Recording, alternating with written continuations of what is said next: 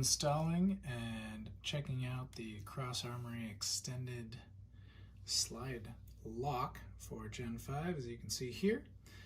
And what we've got installed here is the factory slide lock, and you can tell it's not very easy to get a grip on or to move around. So what we're going to do first to remove that is remove the magazine and make sure there's nothing in the chamber. Go ahead and pull the trigger in a safe direction. Then pinch the back, pull it back a little, and then try and grip this as best you can. Maybe get a fingernail in there. And you have to do it on both sides. There we go. All right, now you can just set that aside. So now we're going to remove the slide lock, which is this portion here. So all you have to do is press down from the top and use a extra device to press it a little bit if you've got one. So I recommend pressing down from the top, and then while you're pushing down from the top, pressure from the side, just like that.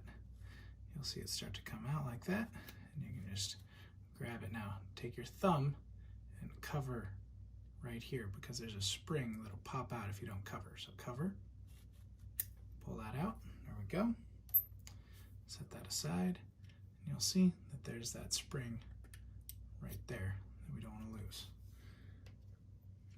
Okay, so now while we've got it apart, let's address a few important issues regarding the difference between Gen 5 and the previous generation. So here we have a previous generation slide lock. As you can see right here, we're squared off on the inside and we're relatively small. And you can see that there's a tapered angle here and here, as well as the back. This is flat on the back, square corners all around. Now let's compare that to our Gen 5. Our Gen 5, which is now to the left, has a notable chamfer on the back here. So there's an angle cut machined down right here, whereas the previous generations do not. These are 90 degrees. Additionally, when we look at them like this, you'll notice that the Gen 5 goes 90 degrees and then comes up at an angle, as well as the third indicator. This is the previous generation, square box. Gen 5 has a wider box, and it has angled cuts on the bottom of that box. So make sure that when you get a slide lock, you get a Gen 5 specific. There are quite a few companies out there representing slide locks for Gen 5 that are actually previous generation and don't fit correctly. And that can cause a big issue, because the slide lock is meant to fit between the block of the barrel and the recoil spring right here. So the reason there's a little angle cut back there is so that when you have this in here, that angle cut allows for space in between your weapon, and it fits perfectly. Now, when you don't have this with the angle cut, what happens is that, let me grab the older version here.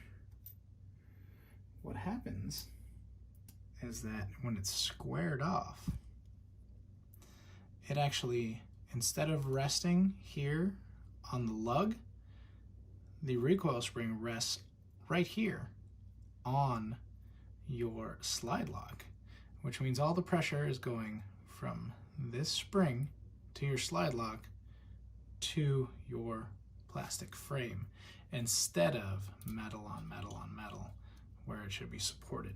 So make sure you get the right one. All right, now that that's done, let's continue with the install.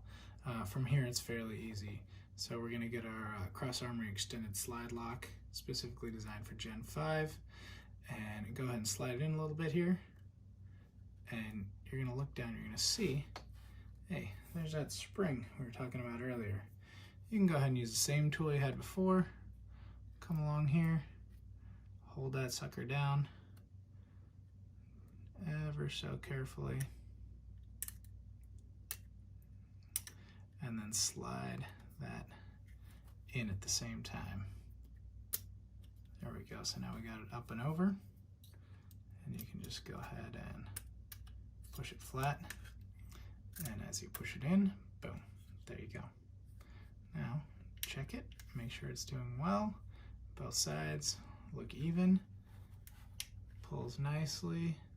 Oh, it's has a great grip. I'm surprised every time at how big of a difference it is compared to that factory one.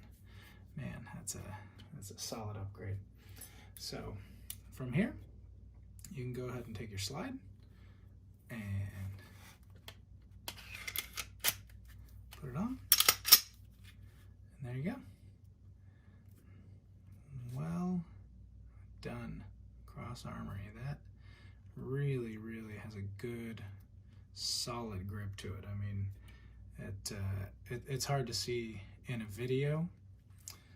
I'm sure you can see it, but the tactile feel on your fingers is such a difference that once you do this, you'll probably go back and upgrade all your previous generation Glocks, or, I mean, heck, it's such an inexpensive item. You buy a couple for some friends and give them to them.